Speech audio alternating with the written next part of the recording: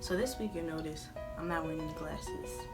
And it's because, I was talking to the Lord and I just had this deep revelation about like self-love and self-beauty. And the real is, when I wear my glasses, you can see the YouTube ring light in the glare. I haven't quite figured it out yet. So look, this is me. This is me without glasses.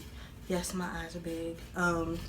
But no, in all seriousness, I do kind of hide behind my glasses. And it's a long history, not what I'm talking about right now, but my eyes didn't used to be this big, but I had surgery. I had issues with my thyroid, and the doctor asked me after surgery, do you want to get the surgery to get your eyes kind of, taken back, or are you fine? And I was going through this self-embrace, self-empower thing, and I was like, no, I like my eyes. I finally had grown to love them after being picked on for so long. Which brings me to the topic of this video, which will be titled, This Is Me.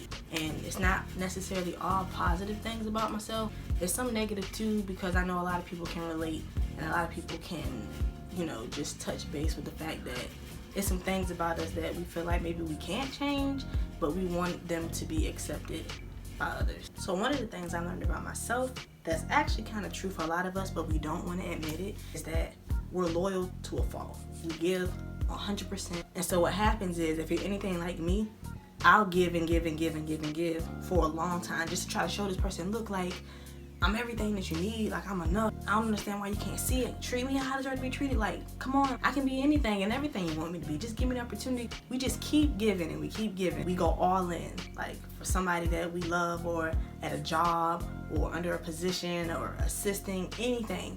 We give absolutely 100% all the time because it's who we are. But then we kind of start seeing that the people around us don't reciprocate the same things that we're giving out. And what happens is, then you start to fall back, or you just cut them off, or you completely remove yourself from the situation, and the other person is looking like, where did they go? What happened? And I always thought that maybe that was the right thing to do, but not necessarily, because if I look at who I am honestly and truly, I am the person who gives 100% all the time, no matter what. Where I have to check myself is, I shouldn't be doing that for the validation of others. I'm doing it because that is literally who I am. And when you come to the sense of identity of who you are, that you are a giver, that you are 100% loyal, that you are dedicated, other people that are around you, their finickiness and their non-ability to give you what you want won't stop you from doing what you know you're capable of. So for me to jump out of the ballpark being one way, but switch up just because I feel like they don't deserve it, that's not how you love somebody. That's not being unconditional, and that's not being true to myself. That's one thing that I am really struggling with, actually, is being me no matter what. Being free to love and care about work, about people that I love, about my relationship, about anybody really that comes around me. I have to be me all the time, or not at all, or find somebody else to be, which won't really work, because we're only 100% awesome and authentic at being who we are, who we were meant to be 100% of the time. Just us. We can't develop into these people that, oh, well, I'm gonna be this way and act like this person, or talk like this because this gets me less hurt, this gets me more attention, or this puts me around people who are likewise, and we all just kind of surfacey ride the waves, not really touching what's inner and what's deep within, because that's important. Inner deep checks is what makes us us. And so we begin to create false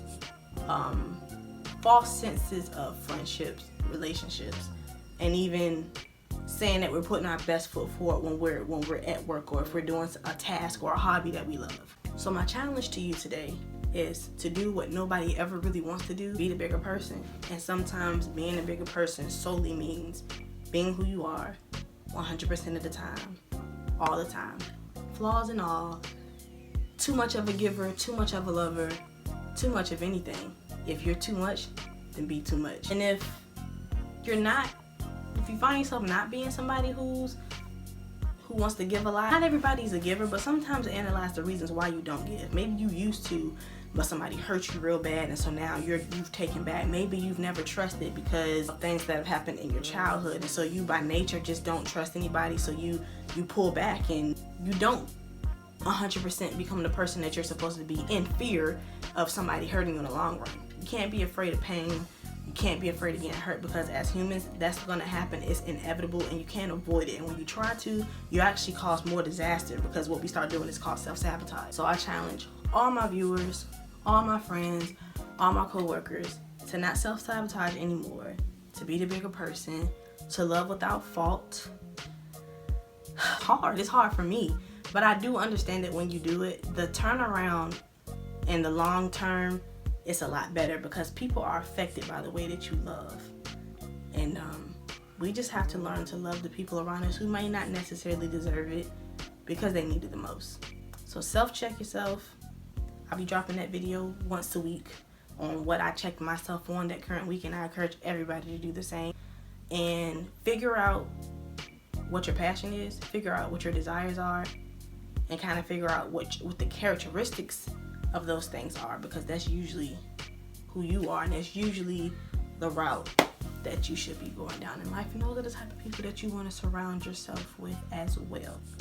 So yes, this is me. I give too much and then I take it back. You can call me an Indian giver. And I'm challenging myself to give no matter what, because that is who I am. See you guys next week.